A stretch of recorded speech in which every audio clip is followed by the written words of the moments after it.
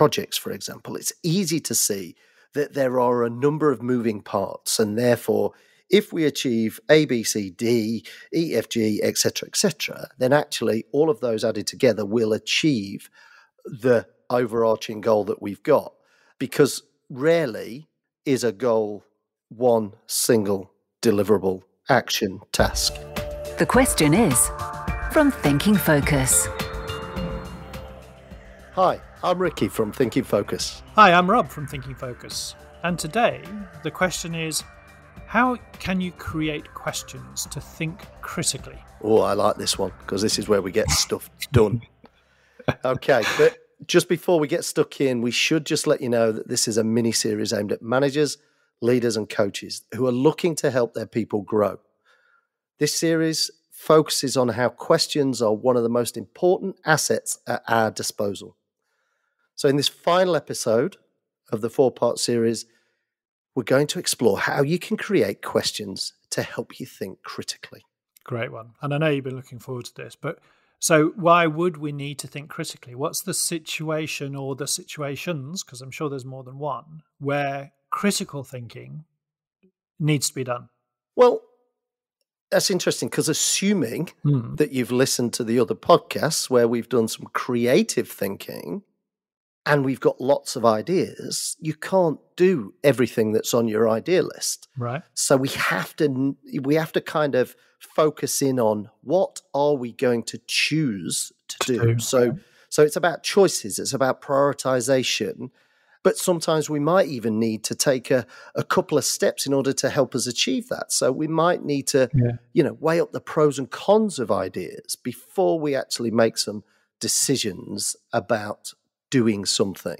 Okay. There's obviously there's risk, and there's also things like who's going to take responsibility or ownership for a particular thing. So this is all about nailing it down right on what we're going to do, when are we going to get it done by, and who's going to take responsibility or ownership for it. Yeah, absolutely. Okay. So now that makes perfect sense. And, I think the podcast's done, isn't it, really? There we go. Stop. We could take another little decision to expand on that slightly, though. I think we should. But it's interesting because there's a comparison here very closely with, laser-like focus, because if we think for clarity, we're asking quite similar questions as when we're thinking critically, because we have to make some choices. However, the clarity bit that we've talked about in a previous podcast is to nail down the specific thing that we're aiming for. Once we've done some creative thinking to go, let's, widen all of that thinking out and give people permission to go, you don't have to just do it one way. What are all the different choices? Because you could come up with some brilliant choices, is to then go, of those choices, which ones are we going to do, by when, and who's going to do them? So, the reason that these work so well is really, I think, as part of a set of three, a little 3-step process. Think with clarity to nail down what it is you want to aim for, the result that you're after. Think creatively because it gives you some options. And now, out of all of those options, do some critical thinking, enabling you to make hopefully the best decision you can for the situation and the result or the environment that you're actually working in currently. So it's decision making that's turbocharged. Yeah, and it sounds to me like you've just described lots of mini SMART goals here. Okay. So if you take the headline, the big goal, that clarity piece that we talked about before, actually, in order to achieve that, particularly like projects, for example, it's easy to see that there are a number of moving parts, and therefore, if we achieve A, B, C, D, E, F, G, etc., then actually all of those added together will achieve the overarching goal that we've got. Because rarely is a goal one single deliverable action task. So I think your description around that turbocharging is about getting some momentum, some urgency around the components that make up the whole. Yes. No, absolutely. So here at Critical Thinking, we're still going, so out of all of the choices, what specifically will we do? How will we know that we've achieved, that's going to give us the achievement? So what's the measure? We're going to miss a trick if we don't have some sort of time frame to it. So that's the S, the M, and the T of SMART there and then for every single element that we're making, whether we're weighing up the pros and cons, whether we're assessing a risk, we're actually going what by when and who by when. And I think to add to your SMT, I'm going to raise you the importance of achievability and relevance in there as well, because they're the tests whether we've picked the right person to do it in terms of achievability, right, but also that actually what we're doing is going to pass the test in order to achieve the goal, the bigger. Yeah, so it's relevant for what we're doing. Exactly. So I think that the SMART analogy plays in really well here, in order to help people go, even your subtasks to achieve your big goal still need to be smart. They've got to be smart. Absolutely. And it brings you full circle back to, and now you've got clarity on every single part of your subtasks to enable you to actually, complete whatever the project is or whatever the big task is. And this is where you take Brené Brown's paint done for me. Okay. Get that crystal clear vision of what a successful outcome looks like for each of these subtasks. Because if you know what I expect and I know what you expect, actually we have some specific expectation of what good looks like in terms of an outcome here. Yeah. So I think that's really, really important. The other thing, Rob, that comes to mind here, though, is if we have done all of that creative thinking and generated, bucket loads of ideas, how do we get them down to some ideas that are worth pursuing? Well, and that's a really critical thing, not to overuse that word, critical, but I know I just have and repeated it again. One of the things that we've had a little bit of reticence about sometimes in groups that we've worked for is, well, I'm generating so many different ideas, and now what it's doing is it's potentially causing me a level of confusion because I've got too much choice. And so, that's the selling point to critical thinking, because you go, right, that's fine. The choice enables you, or the range of options and possibilities enables you to actually have a more secure decision in the end if you choose your factors well. So again, language comes into play here, because what we're typically doing at critical thinking is to think about not only what you're going to do by when, who by when, etc., but we also need to think about what are the things that you'd like to compare this with? What are the things that you need to assess this against? We use a series of 4-box grids, a 2x2, to look at comparative elements. How easy might this task be versus what's the impact of this task? And it enables us to actually think about the options that we've raised and slot them into those choices. Because if you put ease on one axis and impact on another axis, it gives you basically 4 different boxes that you can actually drop your ideas into. And the idea of these, of course, is to go focus here.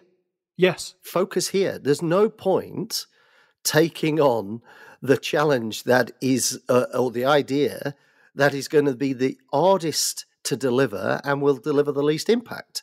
That's no-brainer territory. Yeah. Now, you might need some help evaluating some of your ideas, and that's okay. But before you go headlong into going, oh, this is a great idea, put it through some sort of acid test that says, but will it deliver the value that we hope it will deliver? Yeah. Let's not fool ourselves. And of course, we love a 2x2. Just it was Noah, wasn't it? And the Ark. He likes his 2x2s. But essentially, what we're really saying here is it doesn't matter how you draw the axis. Right. Use one that works for you. So it could be cost benefit, it could be risk likelihood, even to the point of, well, where do I get started? You could use the urgent and important matrix from good old President Eisenhower that we use all the time. Because what it does is tells you what you should be working on right now. what you need to plan time in for, and what you need to completely let go of course. And, this ability to use these comparative models to enable you to really hone in on the ideas that have merit. And now it's not a subjective, an emotional assessment. It's now an objective assessment that you can sense check with anybody else. So they can go, yeah, but I'm not sure that's as easy to implement.